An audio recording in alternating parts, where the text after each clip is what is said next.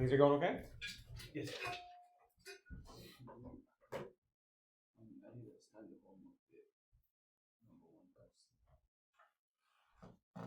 Which one? On the homework you gave me?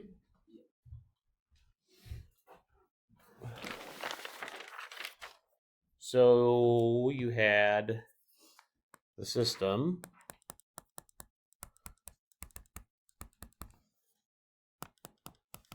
And it asks you first to write it with a 0 vector on the right-hand side. So what would I need to do to put 0 on the right-hand side before I do anything else? Well, I got to do something first. It asks you to do AX equals 0, right? Okay, so what do I need to do with the equations first before I even try to put it in matrix form? I got to move these to the other side first. So I want to write it as 5 minus lambda x1 plus 3x2 equals 0. And 7 minus lambda x2. I need to subtract first. And then I want to write it as my matrix, right?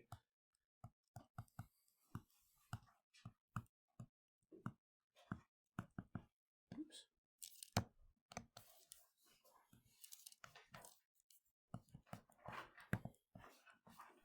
Okay. So that was the first step. I got to move everything to one side first.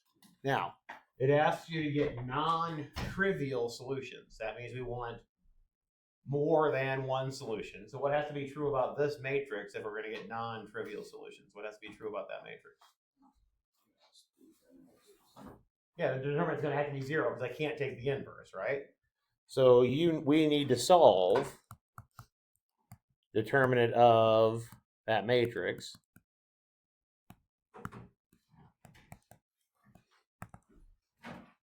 equal to 0. So take your determinant, and now you have an equation to solve for lambda. I think you get, you'll need to multiply out and then refactor. I think you get 4 and 2 if I remember correctly. Yeah. And so when you get the 4 and the 2, you want to plug those back in and then do your row reduction.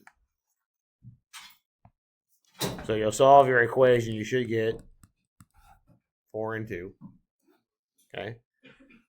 Say you have your lambda equal to 2. You would put 2 in for lambda. You get the matrix 3, 3. That's interesting. That should not have happened. Wait a minute, what's going on? Am I plugging something in wrong? Let's make sure I really got 2 and 4. Those were the 2? Yeah. Minus 12 lambda plus 35 minus 3. It's 4 and 8, isn't it? Sorry. That's why I was getting something goofy. That's my bad. I thought it was 2 and 4 as well, but that's a different one. If I put in 4 and 8, I should get 1, 3, and 1, 3. And if I augment 0, 0, notice here when you row reduce, that I just needed to subtract my rows, and I get a whole row of zeros at the bottom. So then it wants you to write the infinitely many solutions, and then do the same thing for 8.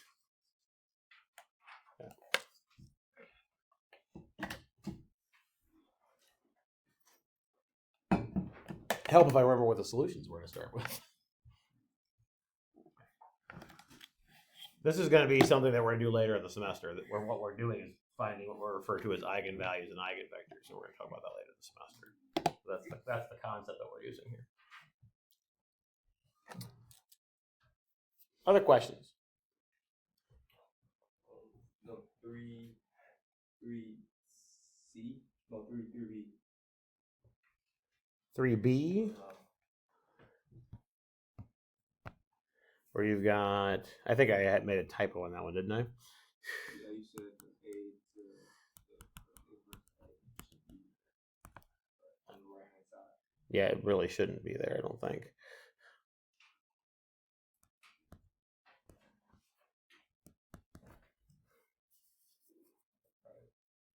That part, right?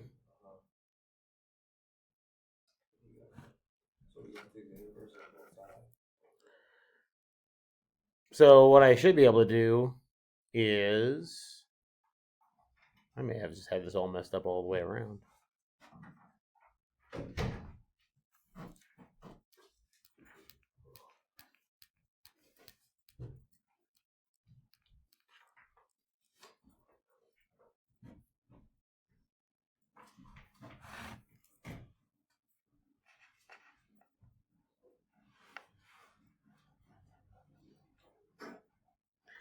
You know what? Let me get back to that because I think I made a mistake in that whole part. So let me get back to that. Let's ignore that for the time being. I think I may have made a mistake with that whole thing. Let me get back to it and see what I was thinking when I actually wrote the problem. That would actually be helpful. Okay. All right. Any other questions at all? I'll send out a solution to that one and figure out what I was actually thinking when I wrote the problem.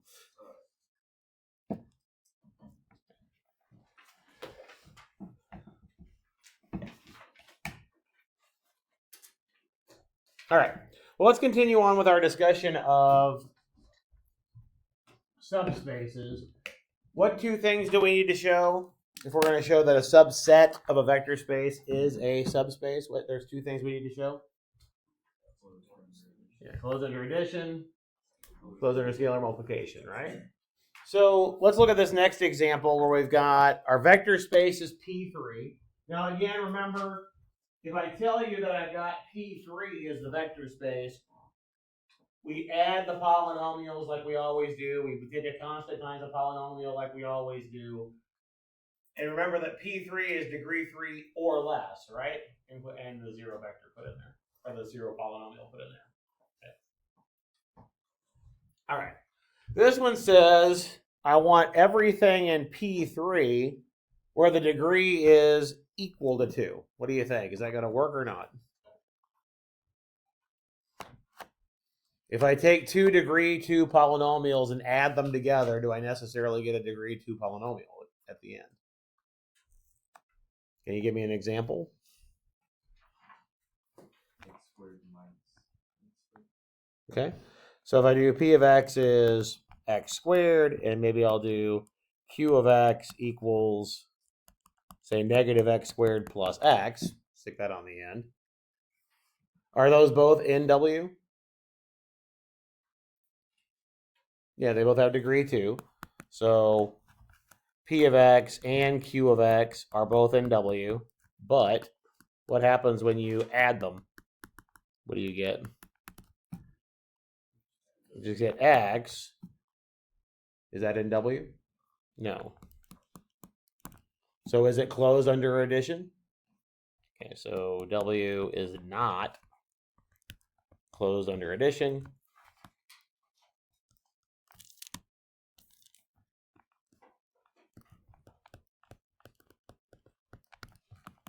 Hence, W is not a subspace. Don't even need to check. Don't even need to bother checking scalar multiplication. It has to be closed under both operations to be a subspace. It's not closed under addition, so we're done. We don't have to worry about scalar multiplication.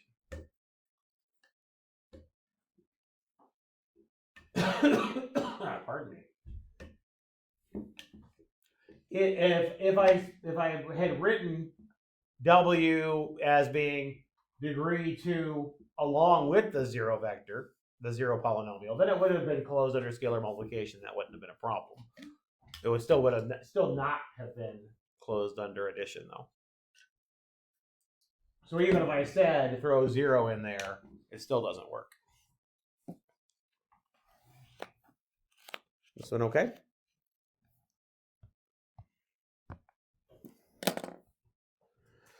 Let's look at the next one.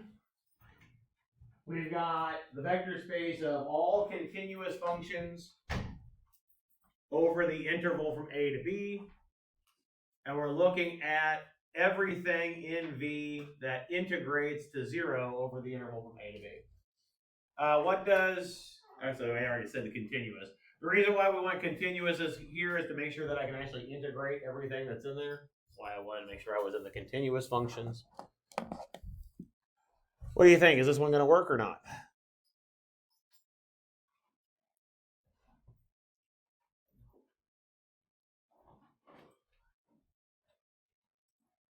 Well, if you don't know, let's just try to prove it, see what happens. So it's a good trick in math. Well, good trick. I don't know if it's a trick or not. It either has to be true or false. If you don't really have any intuition of whether it's true or false, try to prove it, see what happens. If you can't prove it, then look for a counterexample. And if you can't find either of them, well, then you keep working. It's got to be one or the other, right? Okay. All right, so let's oh, by the way, one of the things that I should mention, and I wasn't doing a very good job of this earlier, so I'll mention it now. Remember that a subspace has to be a non-empty set, right? So the first thing you really should do is make sure that this set W I'm even talking about is non-empty. Can you tell me a continuous function that integrates to zero? No matter what interval you're talking about, can you tell me a continuous function that integrates to zero? Well, sine function will integrate to zero if you go over a period, right? What's a really, really easy thing that'll integrate to zero? Zero, yeah. Does the zero function integrate to zero over an interval? Sure it does, right? So first, we note that W is not the empty set because f of x equals 0 is in W. Okay. So we don't have the empty set because the zero vector is in there. Remember, we also said that for certain, no matter what you're talking about for any subspace, what vector has to be in there no matter what? The zero vector, right? We talked about that the other day. So usually, the easiest thing to argue is that the zero vector has to be in there to start with, if you're actually showing that it is a subspace. Okay. All right, so now let's let two functions be in W. What's the defining characteristic for being in W in this case? Yeah, when I integrate, I get 0, right? That is the defining characteristic.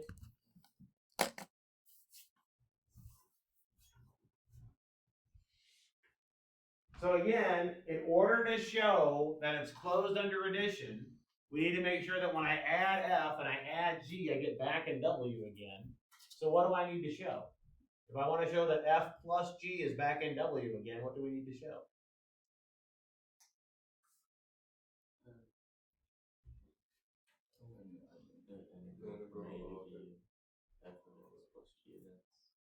Good, yeah, I need to show that when I integrate the sum, I also get 0. That's the defining characteristic for being in the subspace, right?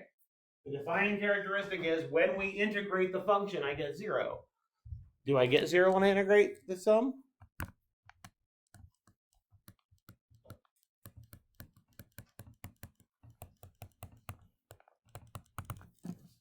What can I do with the integral with respect to the sum? Split it. Yep, good. And what do each of those integrals equal by assumption? 0.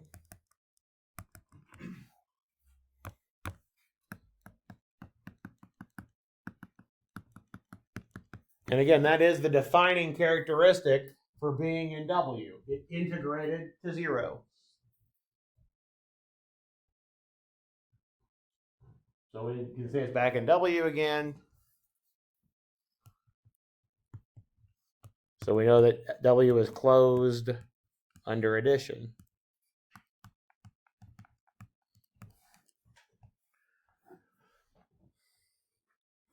That's one step. We need to do one more. What else do we need to show? Scalar multiplication. Good. So now let's I'll call it C. C is okay. Yeah, I haven't used the little c yet.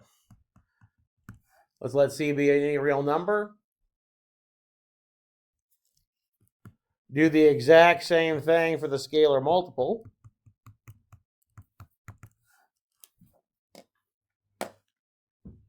What can you do with the little c? Take it outside. Good.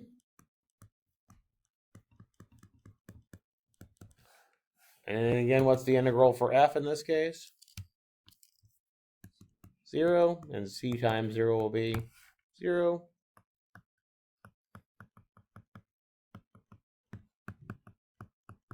So the constant times the function is back in the set again. So we can say that it's closed under scalar multiplication.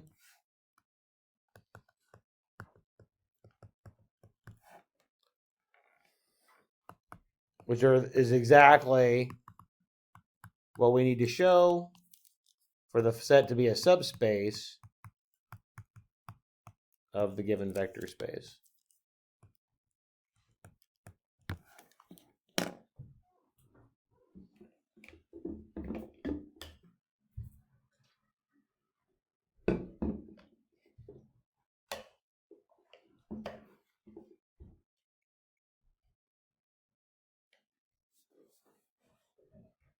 So this is pretty indicative of the type of proof that you'll want to do for showing something is a subspace. In this case, we said the integral was equal to 0. Would any other number besides 0 have worked? Could I have made it 1 or -5 or anything like that? No, because what made it work? Here I have 0 plus 0 is 0, right? If I try to put any other number there, is this going to work? No. Okay. Likewise here, what made this one work? If I take a constant times 0, I get 0. If I have any other number, it's going to get c times as big. Unless c is 0, but it'll get c times as big, so it won't work. Right? All right. Questions on that one at all? All right. So to finish this section off, we're going to look at some specific things that may or may not be subspaces in Rn. In particular, we're going to look at R2, our regular old Cartesian plane, and R3, Euclidean 3 space. All right. So let's look at these two examples. What's the difference between the W in each example? What's the difference between the W's?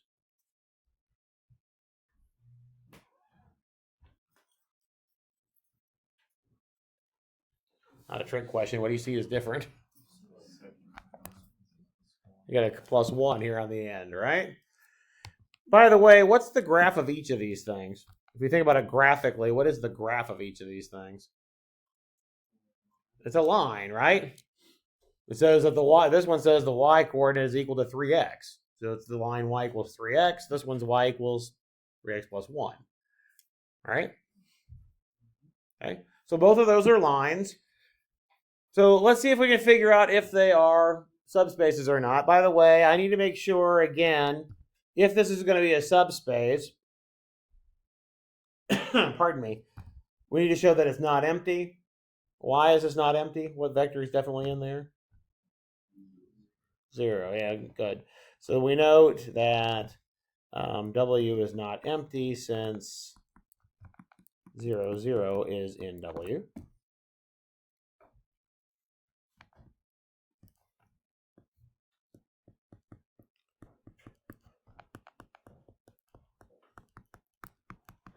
All right, so let's start with two vectors in W. I'm going to go ahead and write them in the form that they're given to us, that the second component is 3 times the first component. Right? We agree? Okay. Again, to show that this is closed, we want to add them together and show what? What do we need to have happen if it's going to be closed under addition? Yes. Say it again.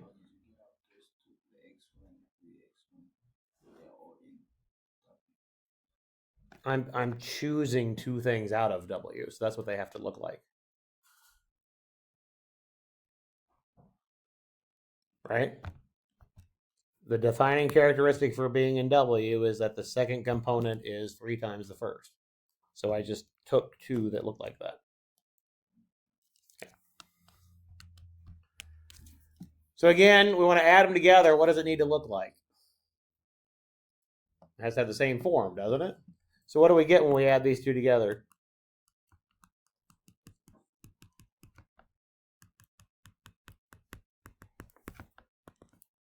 said x1 plus x2,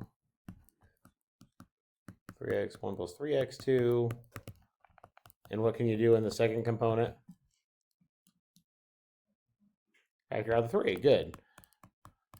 Is the second component now 3 times the first component?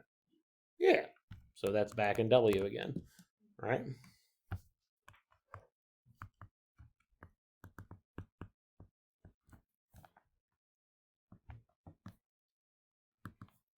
So that shows our closure under addition.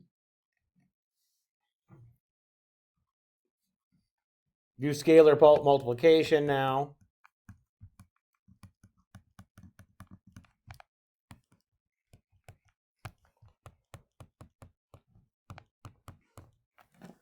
If you take your scalar times, doesn't matter which vector you use.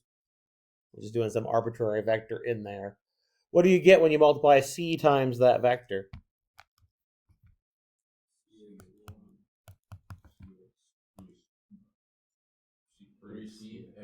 Yeah, write it that way.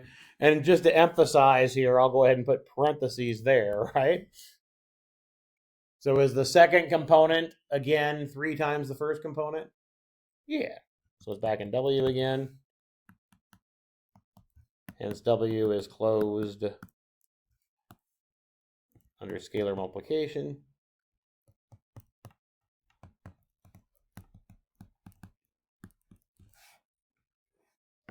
So since it's closed under both operations, W is a subspace of R2.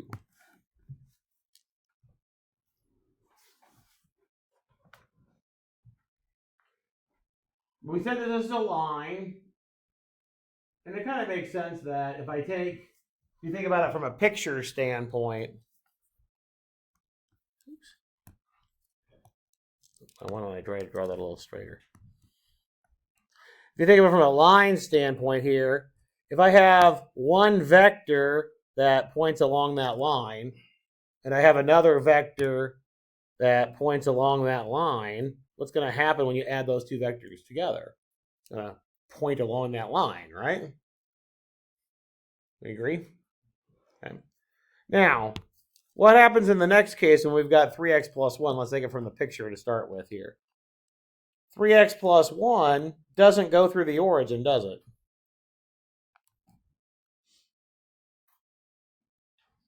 No. So if I take one vector that has its tip on the line, and I take another vector that has its tip on the line, when I add those two vectors together, am I going to end up with something that has its tip on the line? No.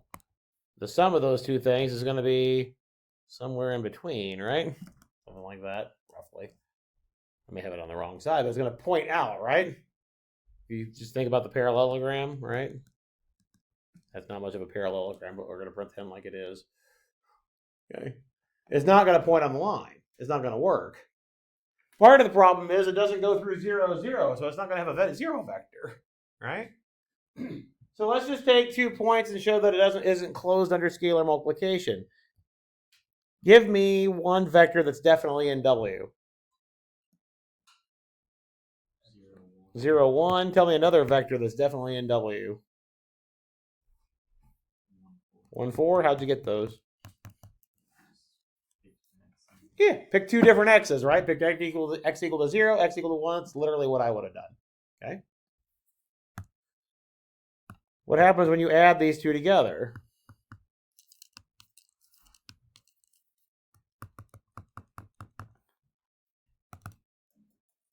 What do you get? 1, 5. Yeah, so is 5 is not equal to, it's not equal to 3 times 1 plus 1, is it? Because remember, the defining characteristic is supposed to be the second coordinate is 3 times the first coordinate plus a 1. This is 3 times the first coordinate plus a 2, isn't it? Okay.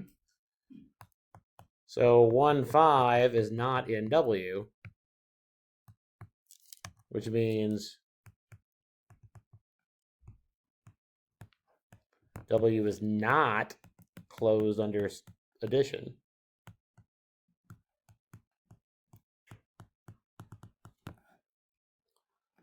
So it's not a subspace.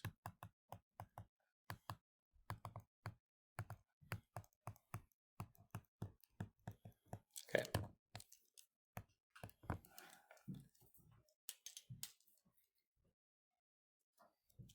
All right. So let's see if we can summarize what's going on here. Are arbitrary lines necessarily subspaces? Does any line whatsoever give you a subspace? No. What has to be true about the line if it's going to be a subspace? It has to go through the origin, right? So that's one possibility. I'll actually write it as number 2 if you don't mind.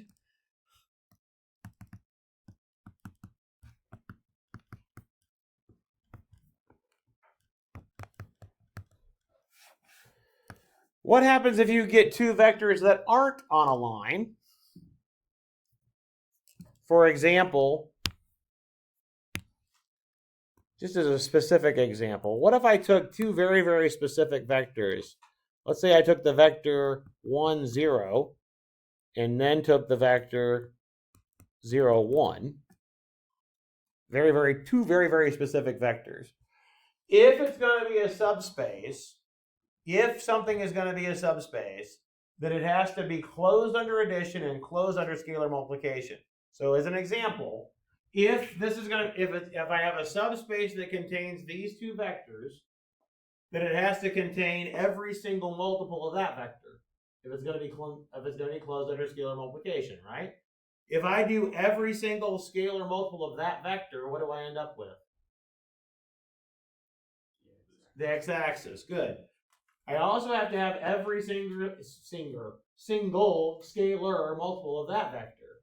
If I do that, what do I end up with? Y-axis, right? And then it has to be closed under addition. So I can do a scalar times this. That has to be in there. A scalar times that could be a different vector, or a different scalar, I mean. If I add those two up together, I get anything, don't I? Right? So if you have, for example, if I want the vector xy, how do you write xy in terms of those two vectors? Using scalars and sums, how can I write xy in terms of those two vectors? What's C1 have to be? It has to be the x, right? What's the other one? Yeah, y times 0, 1, right? So so if I say I have a subspace that contains this vector and contains this vector, what space do I end up with? What do I end up with? If I say it has to contain 1, 0, and it has to contain 0, 1, what do I end up with? R2. I end up with the whole thing, right? So if you've done discrete, you've talked about everything's a subset of itself. Certainly a vector space is a subspace of itself, right? So that's another possibility. I'll write that as possibility number 3. Let's think about this now from kind of, you're used to dimensional arguments. How many dimensions does R2 have? 2, right? Left, right, up, down, right? How many dimensions does a line have? 1. You have to follow the line, right? Well, it could have dimension 2. That's the only one. Could have dimension 1. What's your other possibility? Dimension 0. What space do you think has dimension 0? Don't move left or right at all. Don't move up or down at all. Just the 0 vector. The 0 vector all by itself forms a subspace because it's closed under addition and closed under scalar multiplication. Right? If I do 0 plus 0, I get 0. That's closed under addition. If I do a scalar times 0, I get 0. Closed under scalar multiplication. It is the only subspace of a vector space that has finitely many elements in it. It has one element. It's the only one that has finitely many elements. Every other subspace has to have infinitely many elements in it. Because every scalar multiple of it has to be in there. And there's certainly infinitely many real numbers. Okay. So those are your three possibilities for a subspace in R2. It's the zero vector, it's a line through the origin, or it's all of R2. Let's bump it up a dimension.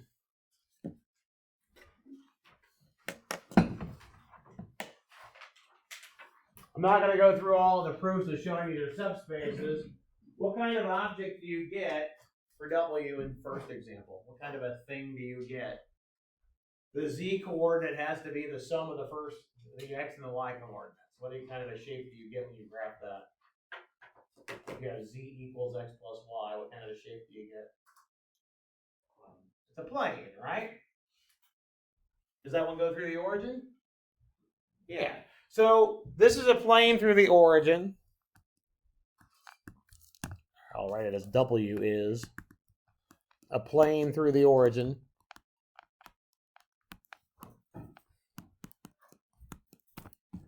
And you can check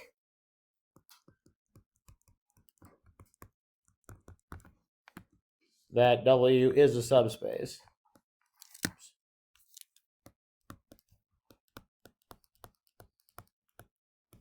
It's not too hard to check because, again, the defining characteristic is the third coordinate is the sum of the first two. Well, if I take two of that form, I would just rearrange. Okay. What kind of a thing is W in the second example? I have a single vector that's been multiplied by an x. What kind of a thing is that one?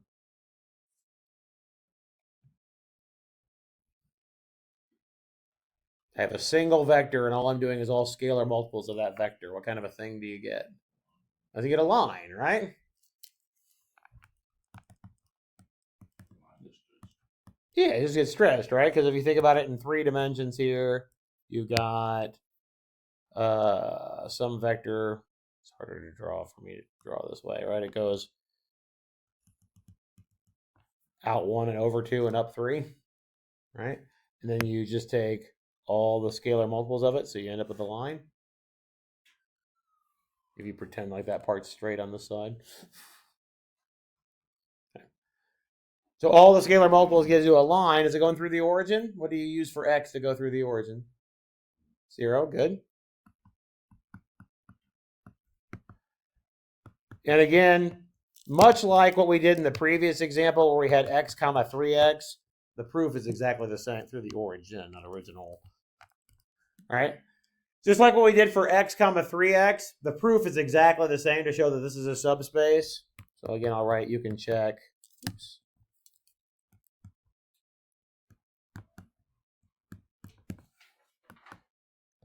That W is a subspace. One more time.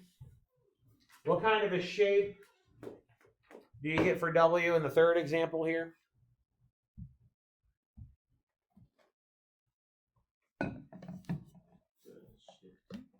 It's a plane. As a plane again, right? It's still, you have z equals 2 minus x minus y, or x plus y plus z equals 2. All right, so you'll end up with one trick you do in Calc 3 is you graph it by its intercepts, right? So you get some sort of a triangle looking thing. All right. So W is a plane, but does it go through the origin?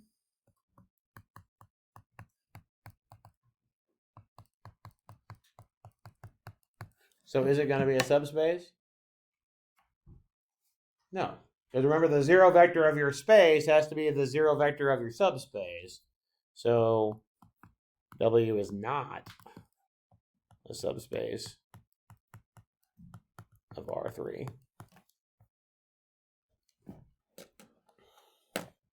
One last example, and then we'll write our conclusion. Yes?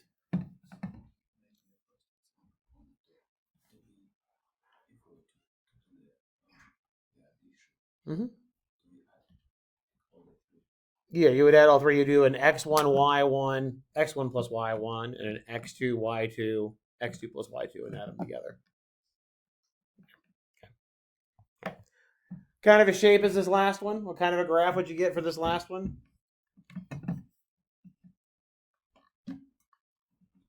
A line again, but does it go through the origin? No. Okay. So again, W is a line, but 0, 0, 0 is not in W, so W is not a subspace of R3.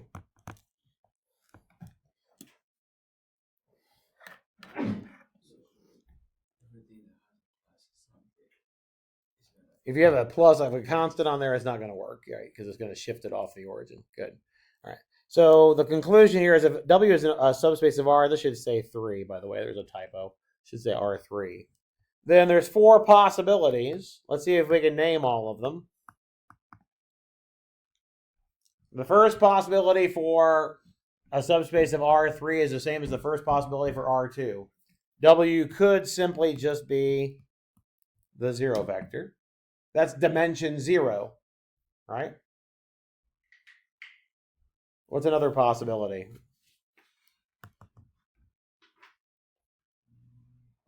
A line. Where does the line have to go through? The origin. Good.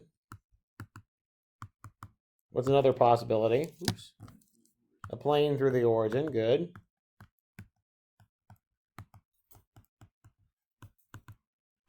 Last possibility is all of R3. Good. Okay. Those are your 4 possibilities. So this is true for any Rn, by the way. You get the 0 vector is a possibility. You get lines. You get planes. If you go up to 4 dimensions, you'll have spaces that go through the origin and then the whole thing.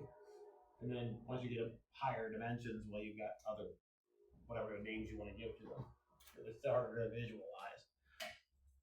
Anyway, but notice again here, what are the dimensions? This is dimension 0, this is dimension 1, this is dimension 2, this is dimension 3, right? Also notice that these are very flat things, right? They don't have bumps in them. That's why it's called linear algebra. Things are flat, right? They don't have bumps, okay? All right. Cool. Yes. This is dimension 0. This is dimension 1, 2, 3. Yeah. Okay. All right. Any questions on that before we start some new stuff today? All right.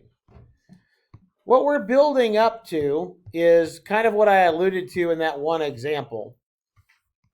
And if you've had Calc 3, you've already done this idea. What we're building up to is trying to boil down every vector in the space in terms of a set of vectors. What I mean by that is, if you've had Calc 3, anything that's in space, for example, as you can take it, you can write it as something times I plus something times j plus something times k, right? I have 3 vectors that I can write everything in terms of. Okay. That's what we're gunning for, and which we'll talk about in the next section. Before we get there, though, we need to talk about concepts of spanning sets and linear independence. But I just want to give you a little bit of an idea of where we're headed and why we care about such things. Okay? All right. So if we have a vector space and we have a set of vectors in our vector space, we can create what we refer to as a linear combination. And all we mean by that is I take scalars times each of the vectors and add them together.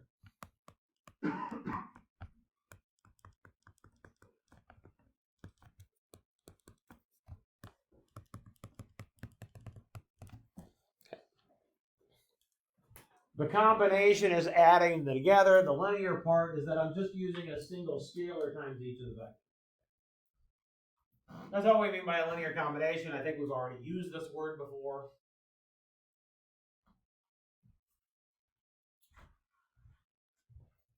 The linear combination part is what's going to give us the idea of what we refer to as span or spanning sets. But let's see if we can express this or do this as an example. This example says to express the vector -7, 21, 0 as a linear combination of the v1, the v2, and the v3. So what we mean is that we want to find, C1, C2, and C3 so that C1 V1 plus C2 V2 plus C3 V3 equals W. That's what we're trying to find. Okay? That's all it means when it asks you to find or express it as a linear combination. That's what it's asking you to find, are those constants. Okay? Our V1 in this case is negative 3, 1, 2. Our C2 is 0, 5, negative 1. And our V3, I said C earlier, I meant V. Our V3 is 1, negative 4, 1. And our W is negative 7, 21, 0.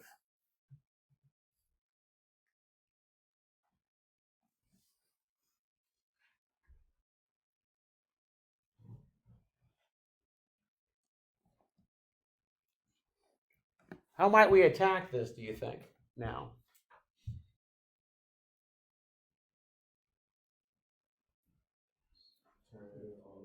Yeah, exactly. It's exactly what we're going to do. We're end up turning it into a matrix and solving it, right?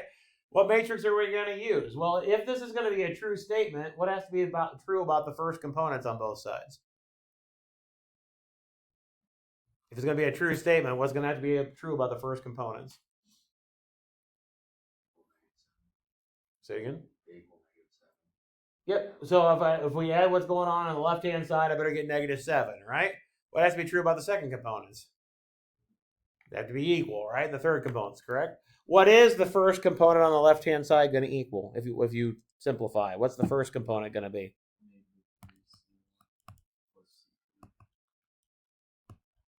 And it has to equal negative 7. What has to be true if you do the second components?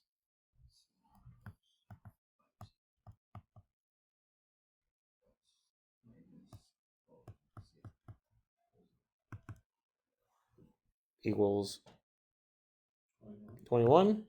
And the last one's going to have to be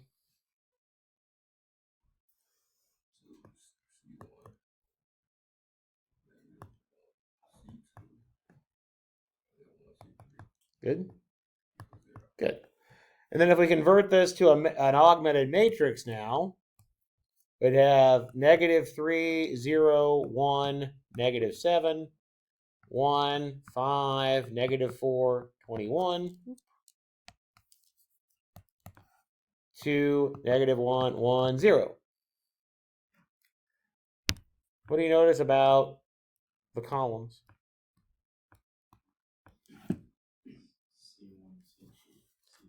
Yeah, so this is the V1, right? The V1, the V2, the V3, and the W, isn't it? We could have literally just jumped to this step and not had to write out the other pieces. But that's where that step comes from, right? Notice that your negative 3, your 1, and your 2, that's what's getting multiplied by the C1, and that's one of the variables you need to solve for. That's why it's going in the first column. Likewise, the 0, the 5, the negative 1, that's what's getting multiplied by the C2. That's why it's going in the second column, third column, and constants, right? We know how to solve this, don't we? Put in a matrix and row reduce, right? Okay, anybody want to do that? 1, 0, 0, 2, 0, 1, 0, 3, 0, 0, 1, 0. All right, so it tells you that your C1 needs to be 2, your C2 needs to be 3, your C3 needs to be negative 1. And then you can check that 2 times negative 3, 1, 2 plus 3 times 0, 5, negative 1 plus minus 1, negative 4, 1 is negative 7, 21, 0. You can check if that works.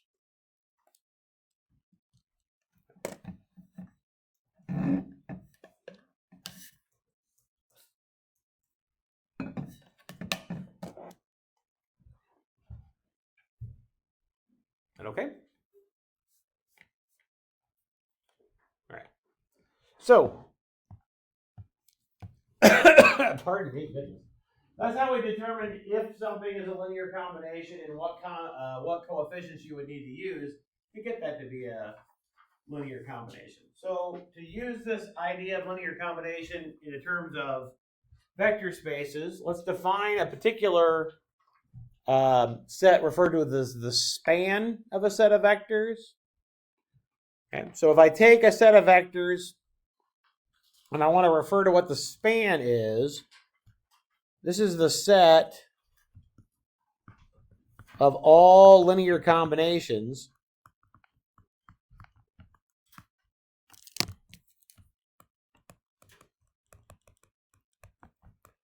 of vectors from S. So if I write this in set notation,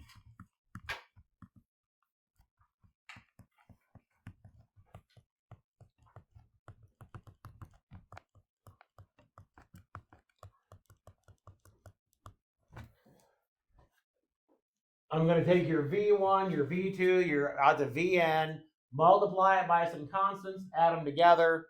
That's a linear combination. That's in the span. Okay? That's all we mean by span. Just take your set of vectors and do all the possible linear combinations that you can possibly do. That gives you the span. All right. So to try to illustrate this with an example, and then we'll talk more about this on Wednesday, I want to describe what the span of this set 100010 is. Okay. Let's try to attack this by what we mentioned previously when I put in the vectors 1, 0, and 0, 1. Okay. So let me try to see if I can draw a picture. What is the vector 1, 0, 0? Where does it point? Yeah, along the x-axis this way, right? We agree? Okay. What's 1, 0, 1, 0? What does it point along? The y-axis this way, right? Okay.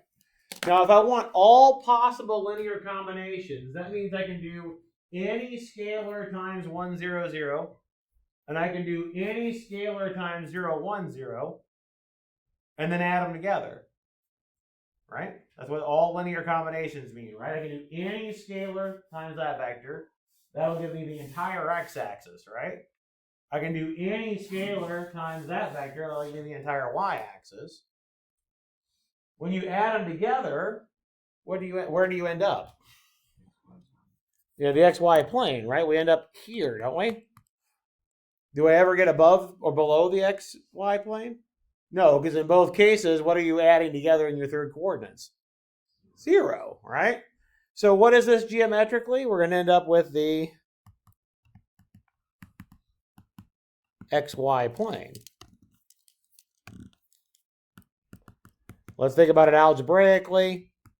If I take C1 times 1, 0, 0 plus C2 times 0, 1, 0, I just end up with C1, C2, comma 0. This can be anything, so your x can be anything. This can be anything, but the z has to be 0. So I never get off the xy plane, right? So somewhere out here, you end with the point C1, C2, 0, somewhere out here. So you end up generating the xy plane. This okay? All right. We'll do more of this next time. Get into linear independence as well. Hopefully we'll get into why we care about both things. See you on Wednesday.